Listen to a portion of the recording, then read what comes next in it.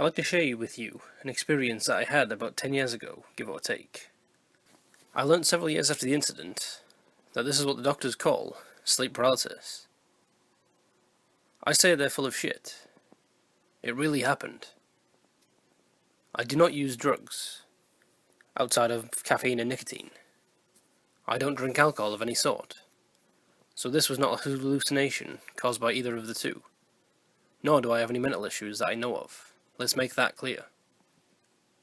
Going back about a year before the incident, at that time I was really into ghost hunting shows. I watched and recorded any and every show that I could find that was about a team of ghost hunters investigating haunted places. Some were really good, and others just sucked. No disrespect. I remember watching this show, where the lead hunter guy is a muscle-bound jerk who didn't like bullies, but, in turn, is one himself. He orders his crew around like he owns them, and they follow him blindly like sheep. I think you know the one. It's a good show, at least it used to be. Anyway, they were investigating a bar owned by an old country singer, located in one of the southern states, who wrote a semi-popular song about a girl. Everyone in the paranormal community says this place is truly haunted. They were down in the basement, I think. It's been a while since I've seen it, and to this day, is the only episode of the show I will never watch again. They were talking with some guy about what goes on there, when up in the left top corner of the screen, there appeared a shadow figure, wearing a cowboy hat, standing in the doorway. At this time, in the show, they stopped the film and pointed out that they were actually down there. They didn't see this figure, and only discovered it while reviewing the footage. I was naive back then, and didn't really know much about the paranormal. I figured, it's a TV show. What harm could it really do? Boy, was I wrong. I now know that ghosts, entities, or whatever you want to call them, can follow you home from places that are made up of energy, and can travel through any energy source they want. And they did. Now that I've given you the backstory to this story, let's proceed with the reason I'm actually writing this. Many years before the incident, an old friend of mine, back when I was 11 or 12, who I met through playing baseball in the same team. Anyway, he had recently bought a house and was looking for someone to just give his old trailer, mobile home to, which is where this incident happened. We lost contact over the years, but unbeknown to me, he had kept in contact with my father. My father gave him my number. He called me up and made me an offer I couldn't refuse. A free trailer. Just pay lot rent. Oh hell yeah, I'll take it. The trailer was old and needed work, but it was a good deal. I moved in, did some minor repairs, and a couple weeks after that, invited my father and my stepmother over for dinner. My stepmother is what she calls an old soul. She can sense when things are not right with the universe. She took one look at the place and said, "There's bad juju here, I don't like it." Every time she came to visit, she was nervous. She wouldn't sit still, always looking down the hallway. She eventually stopped coming. She said it was too thick for her, whatever that meant. I just thought she was nuts. I know she's not.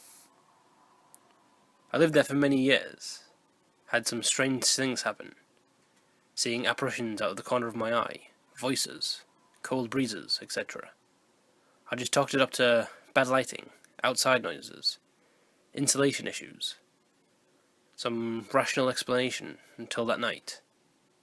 The night that changed my whole belief system forever. The night I will never forget. I was laying in bed, asleep on my back, like I always do, when I woke up and noticed a black figure standing in the doorway of my bedroom. The hallway light was on. I always leave it on in case I need to make a bathroom run late into the night. The light from behind the figure showed it had a head, 2 arms and 2 legs, but no eyes. It was just standing there. I blinked a couple times to make sure I was seeing what I was seeing, and sure enough I was. Only this time, when I looked at it, it was wearing a cowboy hat. The moment I realized that, I physically saw it jump from a standing position in the doorway, over the top of the bed, and land on top of me. My body became stiff, unable to move. Out of my peripheral vision, I could see my wife lying next to me. I tried to scream, but nothing came out. I saw the figure sitting on top of me. It reached its hands down into my chest and started squeezing my lungs. I couldn't breathe. It was squeezing the life right out of me. There I was, gasping for air, paralyzed and unable to make a sound. Just when I thought I was about to die, a series of intensely bright lights started flashing all around the room, like a strobe light on steroids. I closed my eyes to shield them from the lights. It was that bright. All of a sudden, my body jerked a couple of times, like a convulsion, and then stopped. I opened my eyes, and it was gone. I was able to breathe again. I lied there, heavy breathing for a good 20 minutes, too scared to move. When I finally got the nerve to try, I slowly moved my right hand over to my nightstand, still shaking from fear.